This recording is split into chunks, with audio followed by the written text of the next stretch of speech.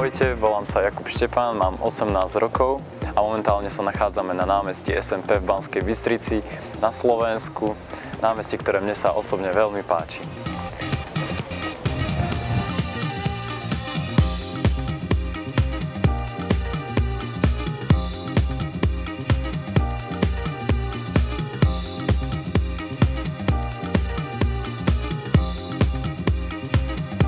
A nachádzame sa akurát pred môjim gimplom, čo je tento kolos tu za nami, táto veľká budova.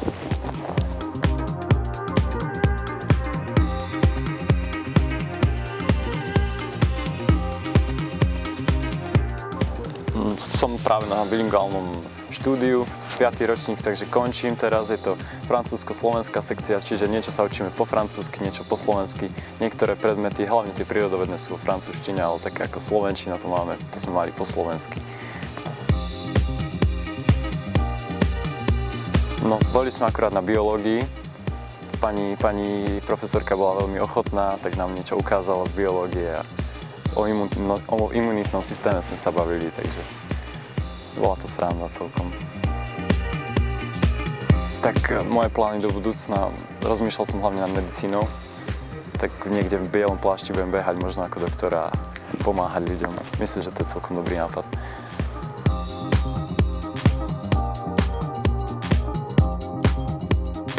Takže teraz sa nachádzame v agentúre, ktorá mi pomohla v lete nájsť prácu a tieto dámy, alebo slečny, pomáhajú každý deň získať prácu niekoľkým desiatkám ľudí, ktorí sem za nimi prídu.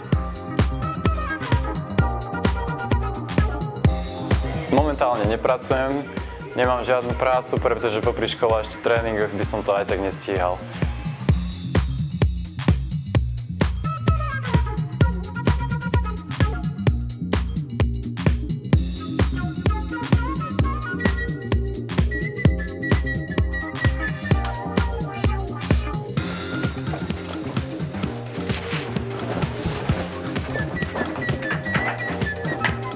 Vítajte v mojej izbe. Takže mám rád svoju izbu, zdieľam ju so svojím bratom, mladším bratom, ktorý má o 2 roky menej ako ja. A vlastne prežil som to celé svoje detstvo. Trošku sa to tu zmenilo odvtedy, ale je to moja izbička. Tak väčšinu času strávim asi spaním, to je asi najviac času, potom aj učím a som aj na kompe, teda na počítači. Robím nejaké veci, píšem s kamarátmi, niečo, keď treba do školy, takže tak. Keď som bol malý, tak som si tu kopal loptu s bratom, bolo to dobré. Takže v rodine sme 4, mám mladšieho brata, ako som už vravel, maminu a tatina, tí sú teraz v práci, takže všetko to tu teraz manažerujem sám.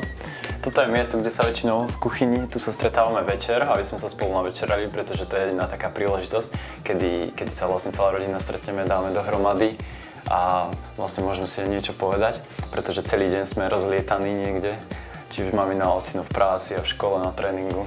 Brácho ten niekedy je teda doma, ale potom večer sme všetci spolu. A toto je miesto vlastne, kde, dalo by sa povedať, trávi najviac času mamina, pretože ona varí, i keď nie vždy rada, ale varí vynikajúco. Tak práve sa dívajte na Uhlisko, štvrť, v ktorej žijem. Je to dosť kľudná štvrť, nechodí sem veľa autobusov. Žijú tu prevažne starší ľudia, ako máte možnosť vidieť, tak tam dole, tam sú záhradky. Tak väčšinou ľudia ich tam okopkávajú, tam produkujú čosi to svoje vlastné, paradajčky, jahôdky. Starší ľudia tam majú svoje záhradky, ale aj mladší sa nájdu. No a Uhlisko ako štvrť, no mám ju rád, no práve pre ten kľud a som rád, že tu bývam. Takže tu môžeme vidieť nejaké sošky, čo povyhrával môj brat. Takisto tieto 2 poháre on dotiahol a tuto je soška, ktorú som, keď som bol malý chlapec, tak som dostal, bol som vtedy najúžitočnejší hráč svojho mužstva. A takisto tréner, keď som bol malý chlapec, mi dal aj tento pohár, ktorý sme ako mužstvo vyhrali. Vlastne v Nitre sme skončili 2. a mal si veľa pohárov, tak mi ho dal vtedy tréner. A toto je znak nášho klubu, za ktorý hrám, UP Banská Bystrica Podlavice. Takže teraz sme v Podlaviciach, tu trénujem na ihrisku. Toto je vlastne umelá tráva, máme tréningy asi 4 krát do týždňa, 2 tréningy z toho sú na tejto umelej tráve. A tréning trvá asi tak hodinku a pol, zvyčajne pol štvrtej do takej piatej. A vlastne teraz môžete vidieť za mnou chalanov, ako hrajú futbal. Futbal hrávam asi od svojich 7 rokov, vtedy ma to tak chytilo, ako tak aj súťažne, proste som sa prihlásil do klubu a odtedy no už 11 rokov. 11 rokov hrávam futbal. Futbal to je šport môjho detstva, takže tam nebolo o čom, keď som kopal do lopty, to sa nedalo.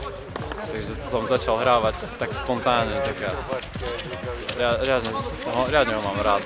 Keď neviem čo so sebou, tak zakopať na ihrisko. Alebo tak. Takže futbal už od mládí hrávam a baví ma.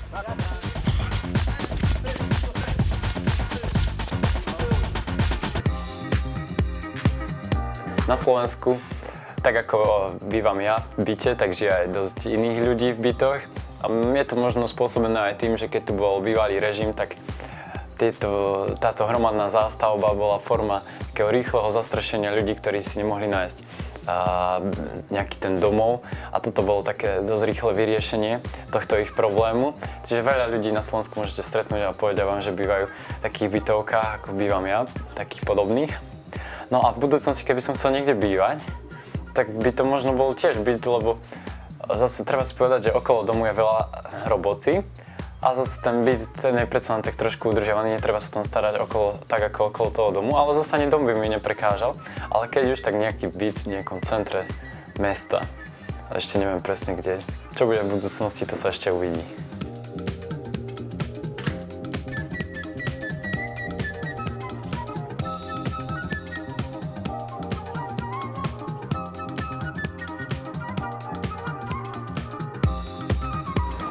Takže teraz sa nachádzame pri Kalvárii, ktorá sa nachádza tesne za mnou. Niekedy sa sem chodím prejsť s rodičmi, keď mám na to čas, a je to aj pekný výhľad na mesto.